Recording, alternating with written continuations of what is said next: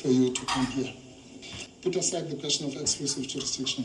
On direct access, the only question is whether anyone in this country thinks that these issues that were raised by Lieutenant General Mkhwanazi, which have affected all South Africans, are of sufficient significance for them to have warranted direct access compared to all these other issues. Gandla, secret ballot, all the cases that were given direct access.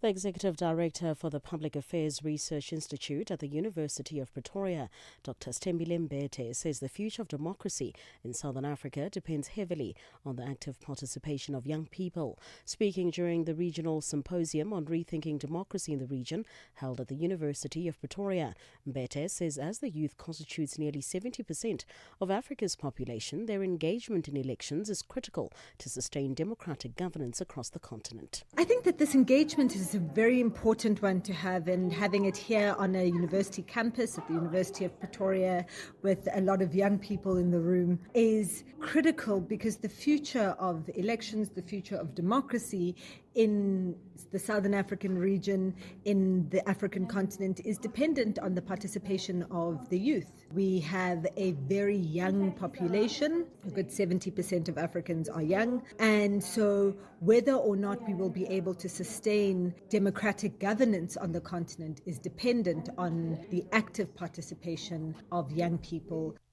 Still in South Africa, the Democratic Alliance Party in the Gauteng province says the city of Johannesburg is unlikely to be ready for the much-anticipated G20 summit.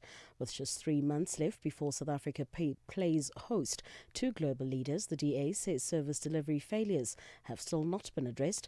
The party's Gauteng chairperson, Solim Simanga, questioned the effectiveness of the work of the Presidential Working Group and Bomb Squad initiatives set up to give the city a facelift ahead of the G20 summit in November.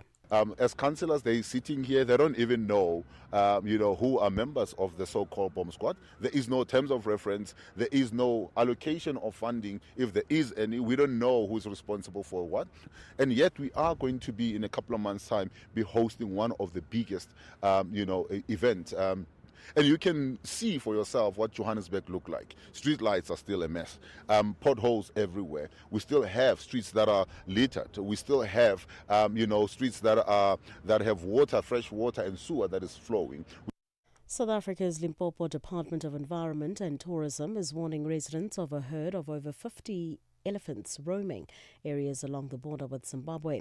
The department spokesperson, Zaid Kala, says this is due to annual migration by elephants from Botswana, Zimbabwe and sometimes the Kruger National Park. He says this herd crossed over from Zimbabwe. Affected areas include Pont Drift, Musina and Masisi, amongst others. Kala says rangers are monitoring the elephants and redirecting them from populated areas. The department would like to alert the people of Bembe district that we are within the elephant migration season, which usually takes place every year within the months of July, August, September and October. These elephants are coming from Botswana, Zimbabwe, and occasionally there are some from the Kruger. The elephants will return back to their respective habitats or countries after the first rains of the year. Ukraine's parliament has voted overwhelmingly in favor of President Volodymyr Zelensky's bill to restore the independence of 2 key anti-corruption agencies. This reverses a law he introduced only last week, which provoked nationwide protests. The BBC's Simon Ponsford has the story. Protesters who'd gathered outside Parliament in Kiev cheered as news of the vote came through. It means Ukraine's 2 anti-corruption bodies regain their independence just a week after President Zelensky introduced a law to bring them under political control. His swift U-turn followed angry street protests across Ukraine, the first since Russia's full-scale invasion began. Mr. Zelensky also heard warnings from Western allies that he must keep up his fight against corruption as Ukraine tries to join the European Union. Recapping the top story this hour, South Africa's Umkhonto weSizwe Party and former President Jacob Zuma says they will study the Constitutional Court judgment refusing them exclusive jurisdiction and direct access to the Apex Court over Police Minister Senzo Mchunu special leave. For any news stories you would like to share with us, please do send an email to newsroom@channelafrica.co.za or call us on +27 11 714 4459. For Channel Africa News, I'm Jolani Tulo Web. SABC News. The African Perspective. In our sports headline, Uganda has unveiled the ticketing plan for the CHAN 2024 matches at Nambole. And the upcoming Live Golf will be injecting an unspecified amount of money into South Africa. I'll be back with these and the details at the bottom of the hour. Connecting Africa to the world. Africa in Business with Thami Ngubeni brings you the latest insights on Africa's economy. It is exactly 9 minutes after 4 p.m. A very good afternoon to you, Africa. Do remember that you can engage with us, and actually you are invited to engage with us on our various social media platforms. On X, Instagram and YouTube, you'll find us at Channel Africa 1. On Facebook, we are at Channel Africa. You're also most welcome to listen to us by downloading the SABC Plus app, which is available on the Google and Apple Play stores. We begin here this afternoon. While over 90% of South African households have access to the national grid, millions still experience unreliable supply, and this is largely due to the aging infrastructure, the maintenance backlogs, as well as load reduction. In rural and informal settlements, access can still be patchy, with many relying on paraffin, wood or coal, which are hazardous and inefficient. South Africa's Energy Minister, Dr. Kgosientsho Ramokgopa, says the country is taking meaningful steps towards closing the energy poverty gap. He made these remarks in Sandton during the launch of the Integrated Resource Plan, the IRP-RFQ, held in collaboration with the National Treasury. Channel Africa's business reporter, Innocent Samosa, has the details. In a quest to power South Africa's economy, the Department of Electricity and Energy, in partnership with Treasury, launched the Integrated Resource Plan. Deputy Finance Minister Dr. David Masondo shares some of the financing models that will be used to support the rollout of the Integrated Transmission Plan in managing risks and ensuring investor confidence. Firstly, in order for us to deal with the infrastructure gap we have in South Africa, we need 4 trillion rand by 2035 to deal with the infrastructure challenge that we have. Now, the need is high. We don't have sufficient money as the government. However, there's a lot of money which is in the private hands. And what we're seeking to do is to set up the right incentives for the private sector to find it rational to deploy that private capital in public infrastructure. Meanwhile, Electricity and Energy Minister Dr. Kgosientsho Ramokgopa says government is making progress in addressing energy poverty in the country. Minister, are we making progress in fighting the energy poverty, in bridging the gap? And if not, what are some of the obstacles that are hard to break? Well, we are making progress. I mean, if you come to think of it, the level of penetration in South Africa, 93%, from a low of about 38% when we transition into democracy. There's still 1.6 million households that don't have access to electricity, and that's why we are ramping up access using new technology, solar PV, and battery pairing them, and making sure that we don't rely on backbone infrastructure to connect communities, can connect them faster and cheaper, and then we're able to cap the runaway cost of electricity. It's greener and cleaner in how we are doing it. South Africa certainly receives electricity from Cahora Bassa. In 2024, Eskom sourced roughly 2/3 of Cahora Bassa's electricity output.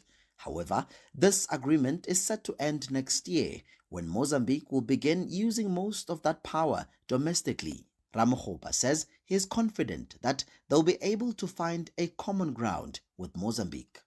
Yes, I mean, if you come to look at our mix of how we generate energy, we have a hydro that we are importing from Mozambique, initially about 1,500. It has come down as a result of technical issues on the Mozambican side, and also the level of flows of the river is coming to an end late next year. I'm more than confident that we are going to renew that going into the future.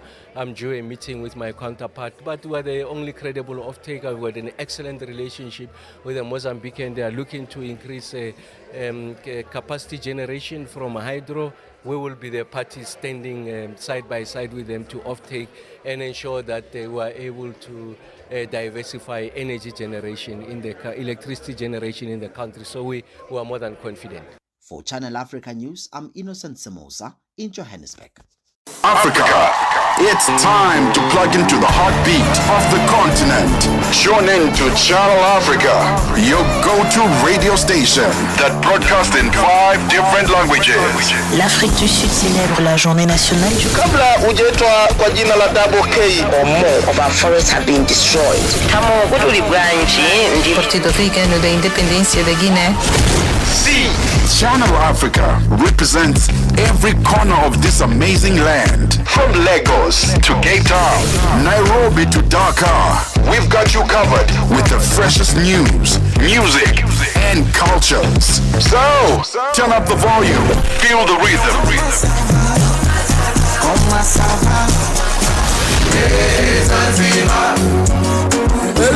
Enjoy the conversation. Channel Africa, the African perspective.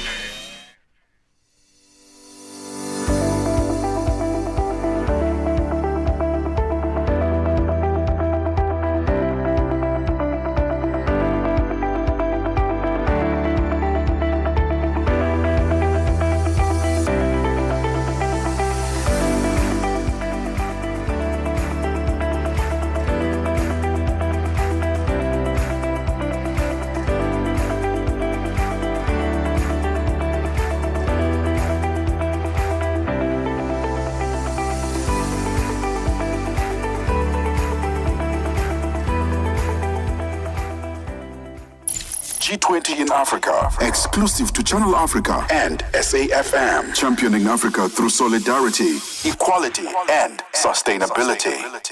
It is exactly 15 minutes after 4 p.m. Central African time. A very good afternoon to all of you. We're entering now what really has become a calendar feature, an invitation feature, if you wish, that we bring you every single Thursday between Channel Africa and SAFM. Here we focus on the G20 and the big developments that are taking place as we head towards the big date in November.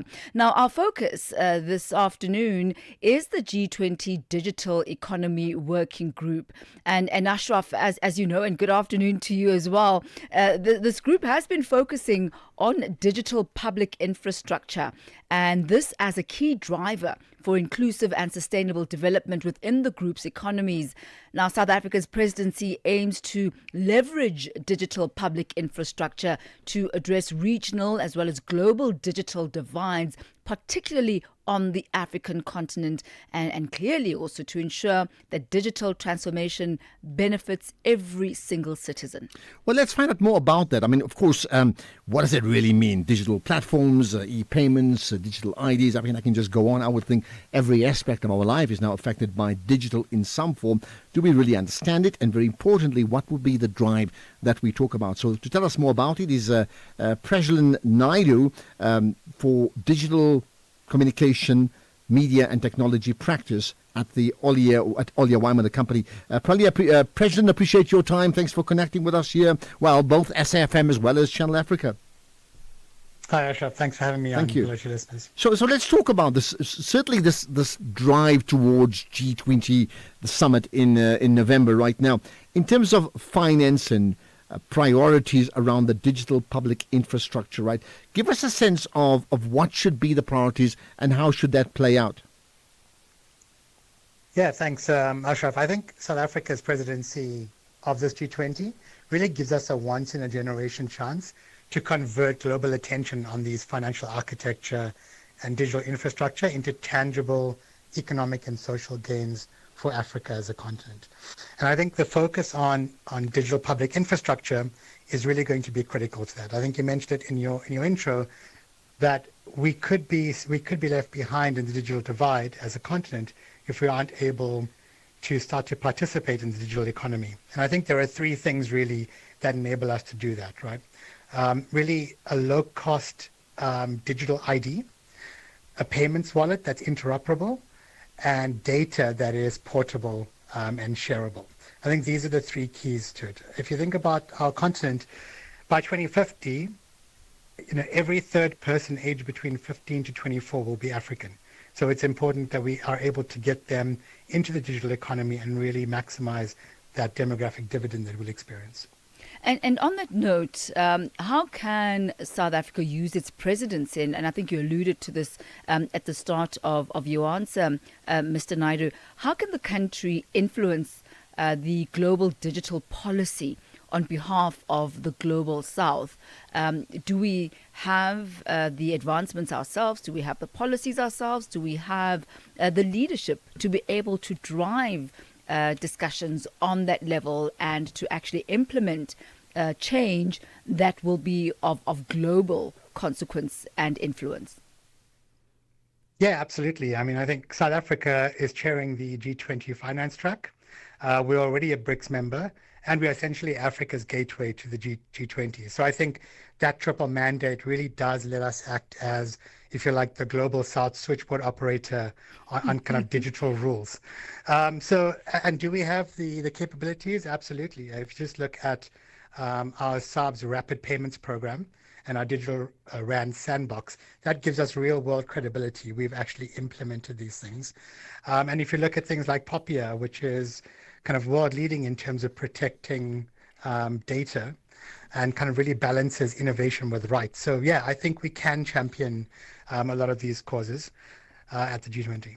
Well, we thank you so much, Mr. President Naidu, for your insight this afternoon as we just take a sneak peek into the digital economy and how digital public infrastructure can really drive this sustainable development for the Global South. We thank you very much for your time this afternoon. Thanks for that, Thami. Now, there's more besides just the digital economy. What about women and women empowerment? And I think it's very topical for us because it's the end of July. What happens in August? It's Women's Month in South Africa. So not just for South Africa, but for the world. What's the plan? So the G20 meetings, there's been many, right? This one is really interesting. The G20 technical meeting of the Empowerment of Women Working Group that seeks to address financial inclusion of and for women. And also, again, issues of policy perspective on the care of women for paid and unpaid work. So, again, big responsibilities coming out of that, Thami. No, certainly. And as you rightly said, Ashraf, there's a huge focus in South Africa specifically around women. But it's not just about the month of August, but it's really about using this month of August to put together the kind of ladders and the kind of steps that will propel women forward in all areas of their lives. And we're happy to have with us this afternoon South Africa's Minister for Women, Children and People with Disabilities, Minister Sindisiwe Chikunga. Good to have you with us, Minister. Welcome to SFM and Africa in Business. Thank you for having us, and good afternoon to you and your listeners. And perhaps a good starting point for us is an understanding of why promoting financial inclusion of and for women is key for the G20 Empowerment of Women Working Group meeting. It is important for us. These are the priorities that we identified for ourselves. They are three indeed. One is care economy, then it's financial inclusion, and then the third one is gender-based violence and femicide. We've looked at what women's problems and issues are with regards to women empowerment and transformation per se. And we found that the issues of finance are a barrier to women. And that is why we therefore have said we've got to ensure that women are included when it comes to finances. This will talk to women being included to issues of having access to loans, having access to credits, having access to land, having access to market, having access to anything that will assist them to make money out of what they are doing as entrepreneurs, as women, as empowered women, whether they are employed or not. We've looked into those issues, and also to say many a times the situation for women, in fact, the barriers are quite many. For instance, if they are to make loans, go to bank or financial institutions to borrow money, they are demanded things such as collaterals. And we all know that women for quite some time could not own property. And therefore, such demands or requirements exclude them. So we said we need to put this on board so that, if possible, countries in the G20 can advocate for tailor-made requirements for women so that they're able to access finances, but also they have access to support that they require when they open businesses, but also they have access to market, that they will have that from the time they have an idea, the support that they require from the time they formulate an idea up until the market. Let me come in, Minister Chigunga, on this issue. Now, clearly, it's important for women to be empowered and it's important to drive gender equality. I think that's a given. But when we talk about a policy, developing a policy perspective, what does that actually mean, developing a policy perspective? And then help us understand how doing that actually advances the issues of women empowerment. If we talk about these things and they will never be implemented and there will not be any possibility of enforcing them. So as we discuss these things, we've actually had now 3 technical meetings discussing the issues of financial inclusion for women. Then it is important that we then formulate a policy that will be known by everybody first in the country, but also encouraging other member states to do the same, those that may not have such policies. Then, of course, we also can beef up the policy that we already have. For instance, in South Africa, we already have an act, for instance, on public procurement, which actually set aside 40% for women. And we are busy with regulations so that that act can then be implemented and be enforced, for that matter, by both the public sector and the private sector. But of course, there might be other things that we are learning about during our tenure that might also require other policies and the beefing up of the policies that we have, including the beefing up of the very act that I'm talking about, so that it is more practical, but also it is biting and can actually deliver on what we are talking about. So yes, the policies are a required instrument for government to ensure that things get implemented. And if, say, the policy is not being implemented, then you enforce that policy by actually developing or making it an act which can then therefore be enforced. I wonder, Minister Chikunga, who is sitting around the table at the G20 meetings, specifically the technical meeting of the Empowerment of Women Working Group? In South Africa, we've got your portfolio, which is Minister for Women, Children and People with Disabilities. But who are the other stakeholders? Do the other countries have similar portfolios such as yours? Some, they even have just a Minister for Women, other countries. But others, they will have this portfolio together with, for instance, social development. Other countries will have this portfolio, women, but maybe with small businesses. But all countries are attending. Of course, the first one, which was online, we all attended. And I think the second one, which was physical, 20 countries attended. The third one, of course, one country could not attend, but other countries attended. So yes, all the G20 countries are participating and are making inputs, because the aim, in as far as the working group is concerned, is to end up with a declaration that will then inform and feed to the declaration, the declaration that will be signed by heads of states and government, presidents, and therefore become the declaration for the country. Our wish as South Africa is that our declaration is signed and approved by all the 20 countries, so that when we then hand over to US, we are handing over having had a declaration adopted by all the countries. Okay, that's the wish list. Much appreciate your time, Minister Sindisiwe Chikunga. That's South Africa's Minister for Women, Children and People with Disabilities. A very important conversation around the digital economy on the one hand earlier on, and then women empowerment. Thami, it's always good to connect with you, and we'll do it again next week. Yeah, Channel Africa, SAFM, connecting on the road to G20. Certainly looking forward to that, Ashraf. You have a splendid one further. That takes us to 28 minutes after 4 p.m. Central African time. This is Africa in Business on Channel Africa. G20 in Africa, exclusive to Channel Africa, championing Africa through solidarity, equality, and sustainability.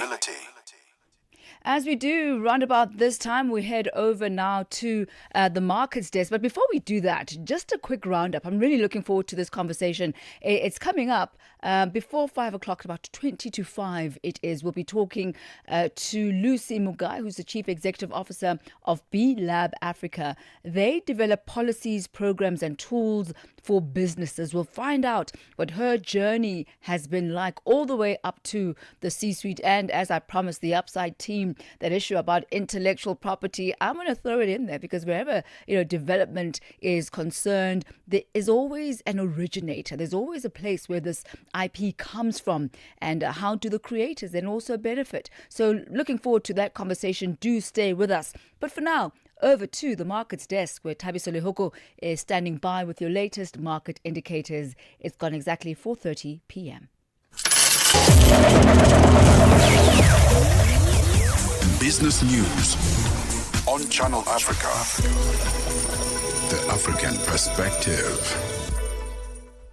Thanks, Thami, and good afternoon. $1 US in South Africa is trading at 17 Rand 90. In Botswana, it's at 13 Pula 32, Namibia 17 Namibian dollars 90, and in Zambia, the dollar is trading at 22 Kwacha 95. In Kenya, the dollar is trading at 128 shilling, 529. In Ethiopia, it's at 138 birr, 199. Uganda, 3,000 shilling, 565, and in Tanzania, the dollar will cost you 2,000 shilling, 559. $1 in Nigeria is trading at 1,530,000 naira.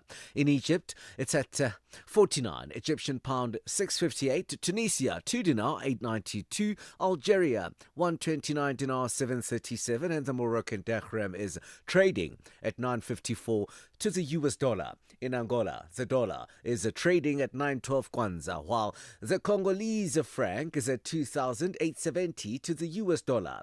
A look at commodities markets now. Gold is trading at $3,299 and platinum $1,300 per ounce. Brent crude oil $72.86 a barrel. For any business stories that you would like to share with us, please send us an email to newsroom@channelafrica.co.za. Or call us on +2711 714 4459. For Channel Africa Business in Johannesburg, I'm Thabiso Lehoko.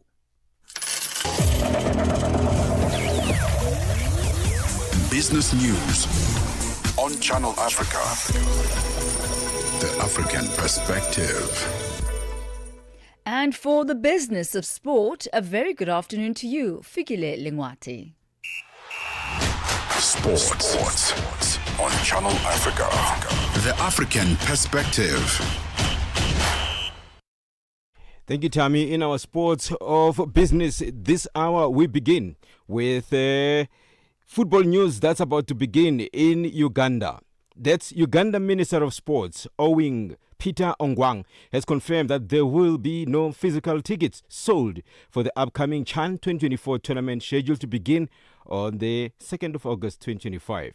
While addressing Parliament, Minister Ongwang revealed that all ticket purchases will be made exclusively online following a directive from the CAF made in July 2025. He further explained the payment for the tickets will be facilitated through accredited platforms including MTN, Airtel and Visa card providers, all integrated into the official CAF ticketing system That's according to the minister. And prices for matches will vary by category. Ordinary tickets will cost $2,000. Silver category tickets will be sold at $5,000, while platinum tickets will go for $8,000 per match. The tournament will be co-hosted by Uganda, Kenya, and Tanzania.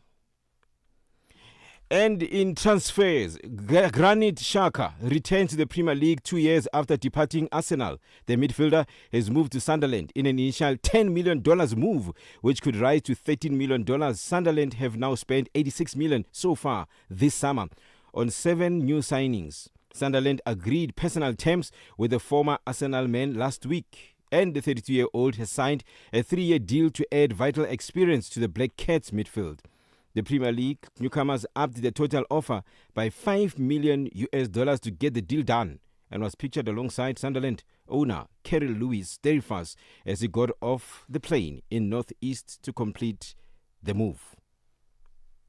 And in Zimbabwe, Goromonzi West Member of Parliament Beatrice Karimatsenga Nyamubinga has called for the urgent government funding for the under-21 women's hockey team that qualified for the FIH Hockey Women's Junior World Cup for a record-breaking 4th consecutive time. The specific amount of funding needed by the Zimbabwe Hockey Association has been highlighted, where funding is needed and the challenges the sport faces due to financial constraints. For example, $45,000 Olympic Solidarity Grant was secured for the senior women's national hockey team's Olympic qualifying tournament participation. Additionally, there was a need for $540 million for a team's trip to South Africa, which was not secured, leading to the team's withdrawal from the tournament. There was also a need for $1 million to refurbish the Khumalo Hockey Stadium. These examples demonstrate the financial challenges faced by Zimbabwe hockey and the varying amounts of funding needed for the different purposes. And on to athletics. $294,000 to Botswana Athletic Association, the BAL, is a significant move to bolster the development of athletics in Botswana. The Ministry of Sports, Arts and Culture, that's MOSA, has allocated a budget that's estimated to those dollars. Letsile Tebogo's financial gains are primarily from sponsorships, prize money, and government and private sector support following his Olympic success. He received a significant financial rewards for winning the Olympic gold and silver medals, including cash, a house, and other gifts. He received substantial financial rewards for winning the Olympic gold, silver medal, including cash. And we're looking at golf now. As we wrap up, the Live Golf is injecting an unspecified amount of money into South Africa as part of the multi-year commitment to host an event in 2026. The event will be held at Steyn City in Johannesburg. While the exact financial details haven't been released, a previous report from Golf Week indicated Live Golf's total capital injection have exceeded $1 billion to their UK arm alone, highlighting the significant financial backing behind the league. The South African event will be the 5th continent to host a Live Golf event in 2026, with other confirmed events in Australia and Europe. The league has also secured a multi-year deal to host an event in Africa. While the specific financial injection into South Africa remains undisclosed, the event is expected to bring economic activities and potential boost tourism in the region. For any sports stories you'd like to share with us, please do send an email to newsroom@channelafrica.co.za or call us on +2711 714 4459. This is Channel Africa Sport with me, Figile Lingwati. Sports on Channel Africa. The African perspective. Stay ahead with Africa in Business, where Thami Ngubeni unpacks your go-to source for Africa's economic trends and development. It is exactly 4:37 Central African time.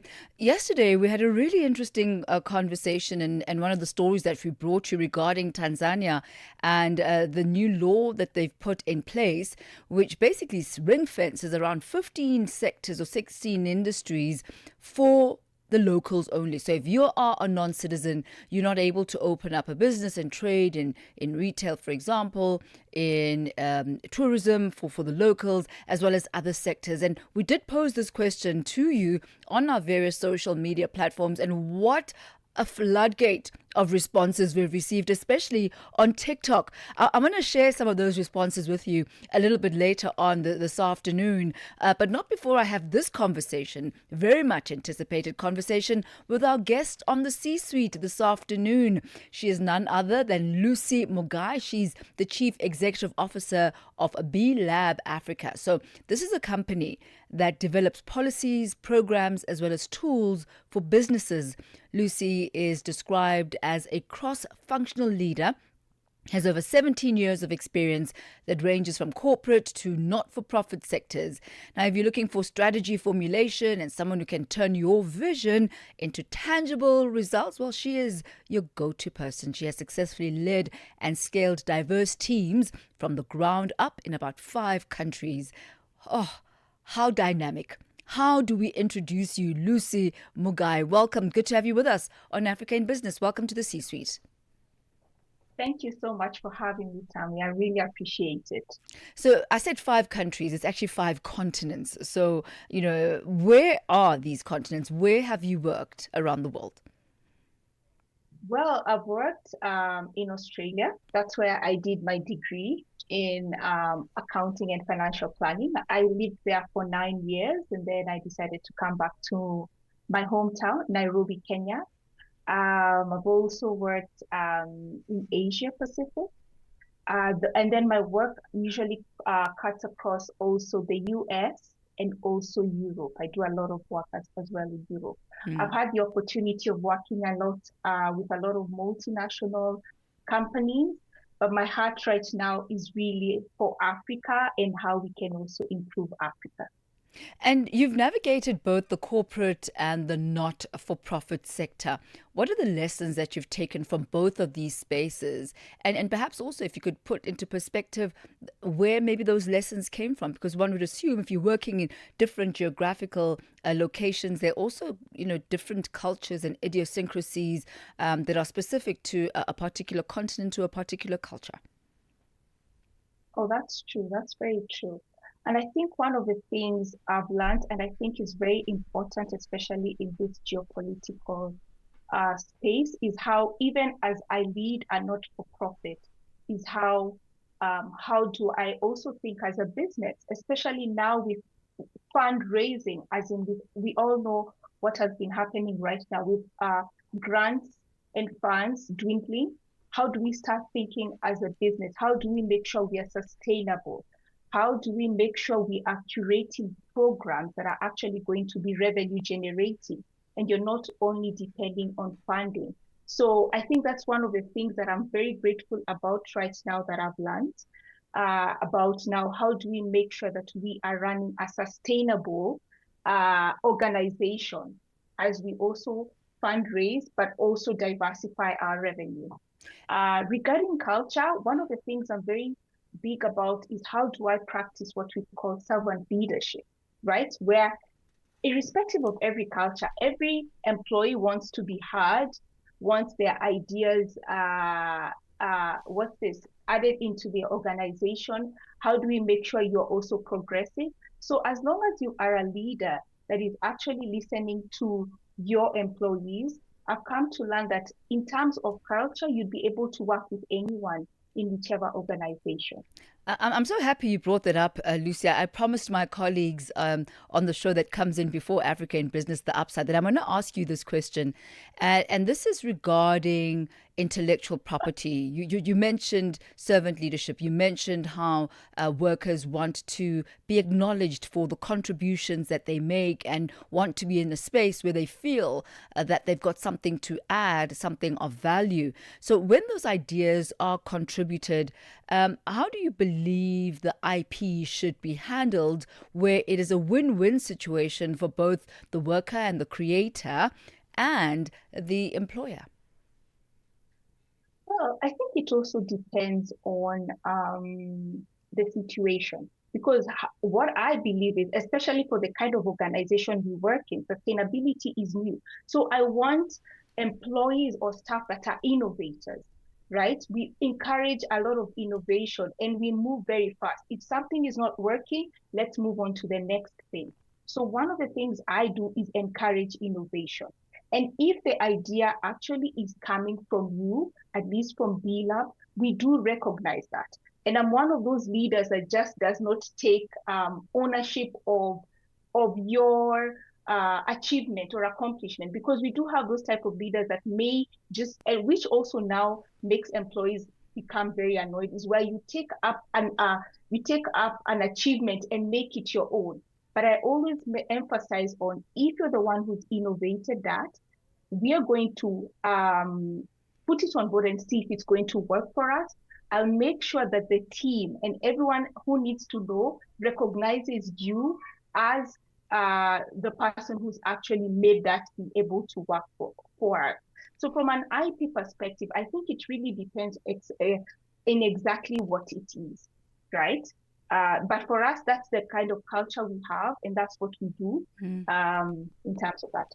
And this is specifically in regard to a case between Vodacom and one of its former employees, Nkosana Makate. He invented the "Please Call Me" and is now has been suing Vodacom for a substantial amount of money there. So in this particular situation, it's not a matter of Vodacom not acknowledging the fact that he did come up with the idea. The question in place now is the quantum, how he ought to be adequately remunerated, because obviously this has generated billions of dollars for Vodacom.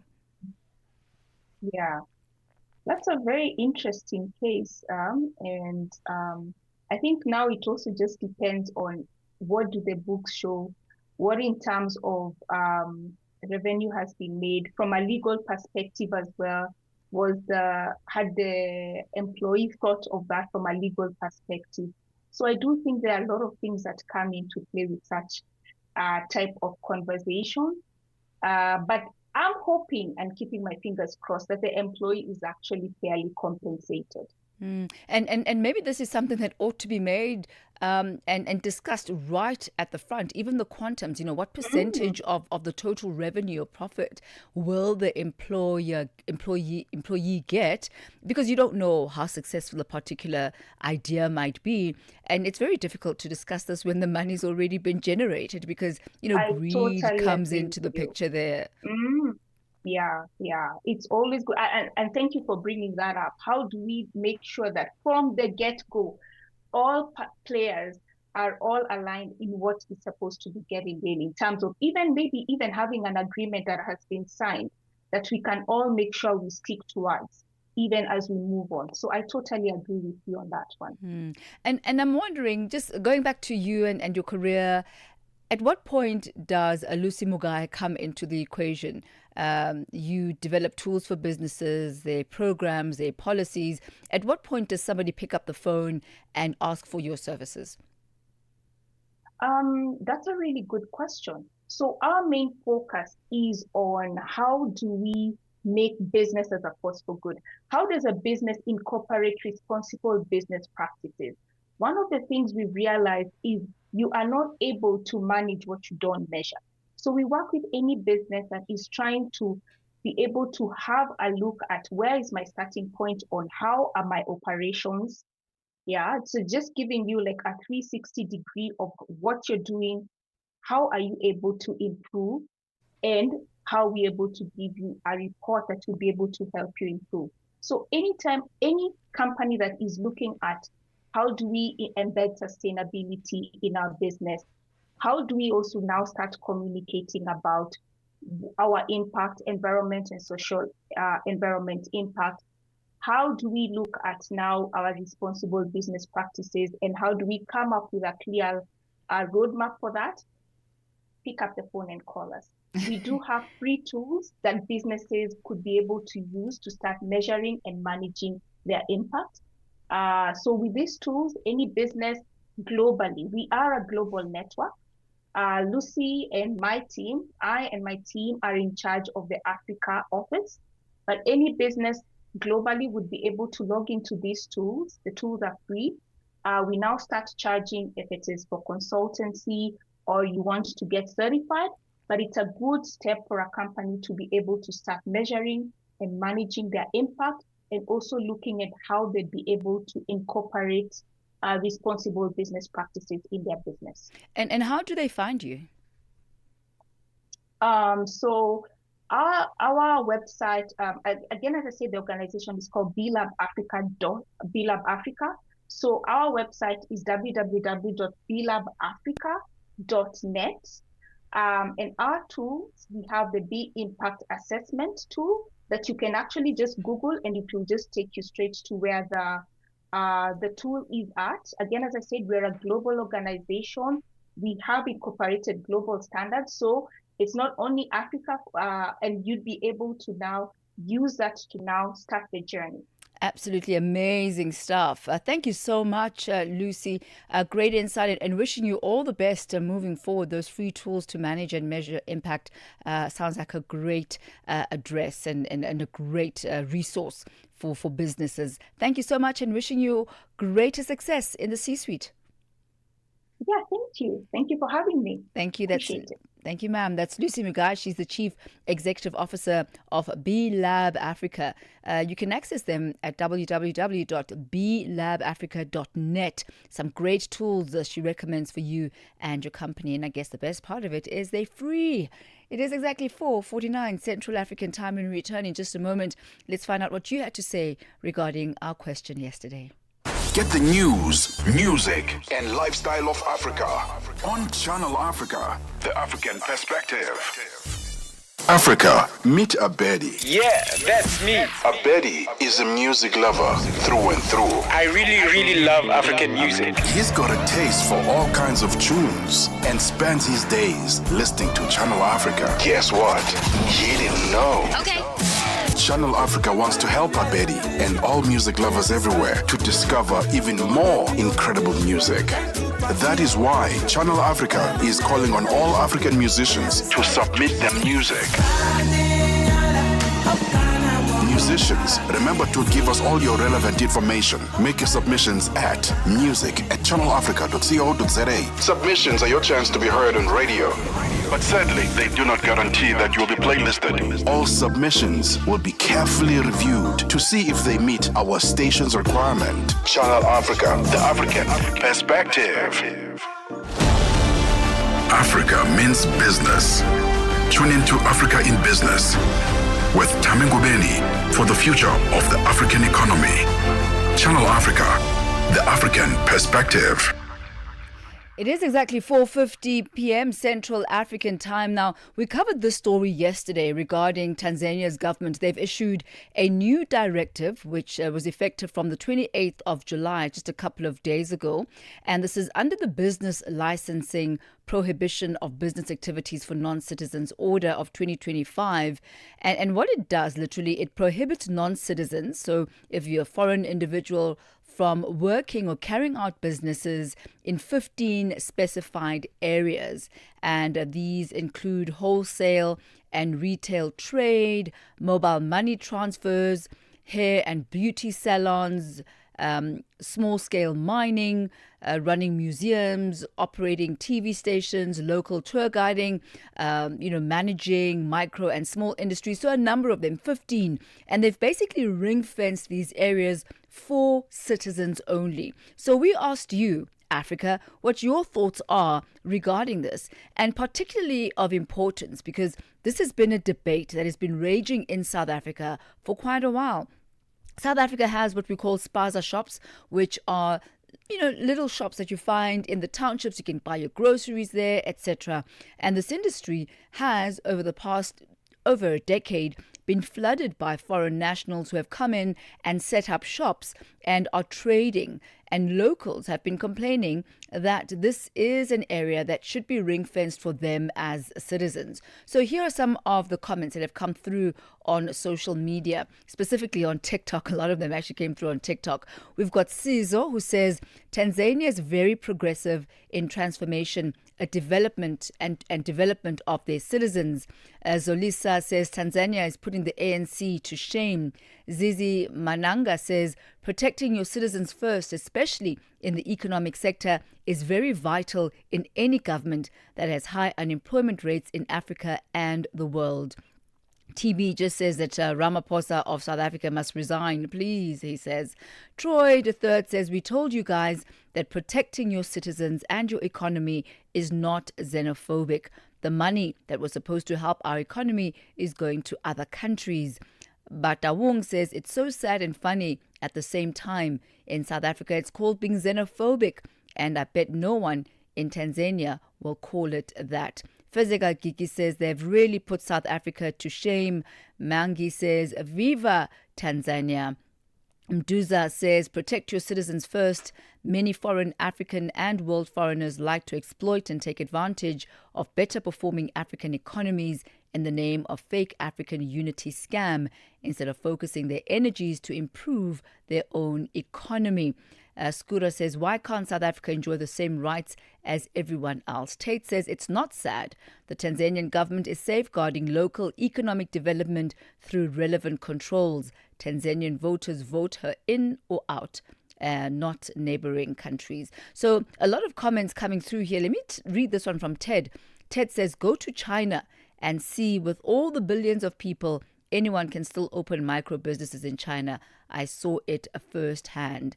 Debo says, capitalism is controlled by a small group of people and it's used to bring hierarchy. This small group has captured most certain people, especially in the media. What other countries sets to see what is best for them is a good thing. Viva Ibrahim Touare. Well, those are just some of the comments. There's so many. If you'd like to comment, you're most welcome to go through, actually read them on our various social media platforms, and you're most welcome to also add your comments there. So a lot of people seeming to say, look, take care of your citizens. Make sure that there's a reduced rate of unemployment. Make sure that your country works for its people.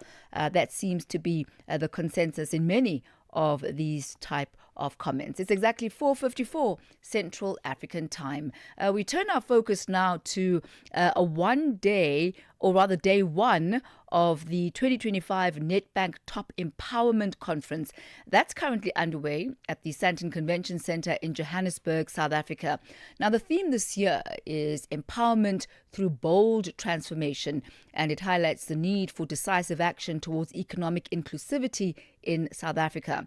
Channel Africa's Lebohang Mamange brings us more from the opening day of the 2025 Nedbank Top Empowerment Conference. With a call to move beyond conversation and into tangible action, the Nedbank Top Empowerment Conference kicked off under the banner of Bold Transformation. The annual gathering continues to be a critical platform for tackling the country's most persistent challenge, inclusive economic growth. Kentani Nobanda is Nedbank's Group Executive for Group Marketing and Corporate Affairs. It's important for events like the Nedbank Top Empowerment Conference to take place because the job is not yet done from a transformation perspective.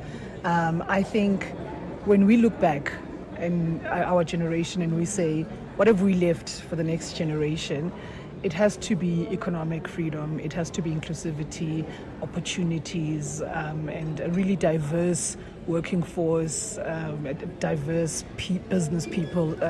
South Africa that's really a South Africa that has opportunities for all. The first day featured high-level discussions between public and private sector leaders with a particular emphasis on solution-based dialogue. Nobanda says this year's conference moves from rhetoric to results. What people can expect this year is much more solutions-based discussions, showing case studies of things that have actually worked. The Deputy Minister of Trade actually just spoke this morning about the Transformation Fund. Obviously, we're engaging government on what that would look like if we would get involved, etc. But what I like is we've got to come up with new ideas and debate those new ideas and make sure that if they really are ideas that can transform our society, that we do them. And that, for me, is what's going to be important about the next 2 days. Is it's really tangible stories, tangible discussions, tangible challenges, and let's challenge each other to ensure that we really drive a more equitable South Africa. Deputy Minister of Trade, Industry and Competition, Zuko Godlimpi, addressed the evolving global and local economic landscapes, underscoring the urgency for bold, inclusive policies. We are gathered here today not only to reflect on the road traveled on the transformation front, but also share creative ideas about how to better shape a more inclusive, resilient, dynamic and just economic order in our country. And as a sort of a backdrop, we are having this session when the global economy is being transformed in fundamental ways by a series of transitions. The green transition in response to climate change and the strategic competition amongst major economies around leadership of the global technological frontier are redefining the world as we know it. He also pointed to structural inequalities as a key barrier holding back South Africa's economic progress. The biggest problem is the persistent exclusion of the majority of our people from meaningful economic participation. And that remains a major fault line in our country. The structural inequalities inherited from our past continue to manifest in various ways. Despite numerous reforms, many black entrepreneurs, particularly women, youth, and people with disabilities, remain locked out of opportunities.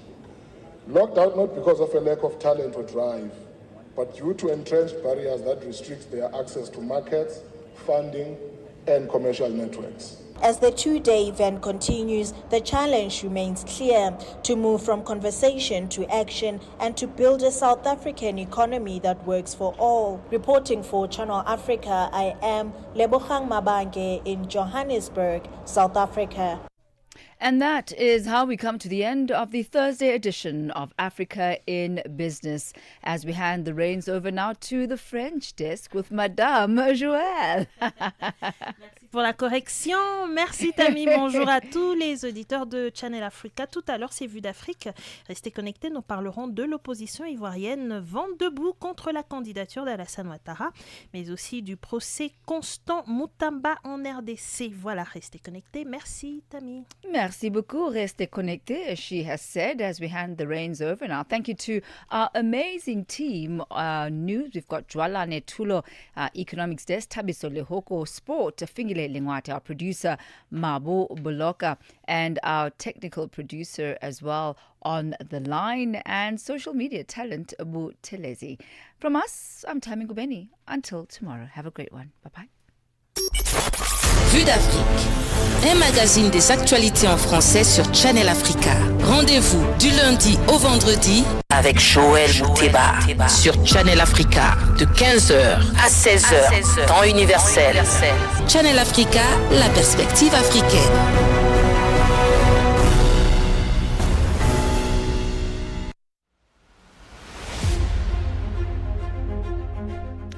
L'opposition ivoirienne vent debout contre la candidature d'Alassane Ouattara à la présidentielle du 25 octobre prochain.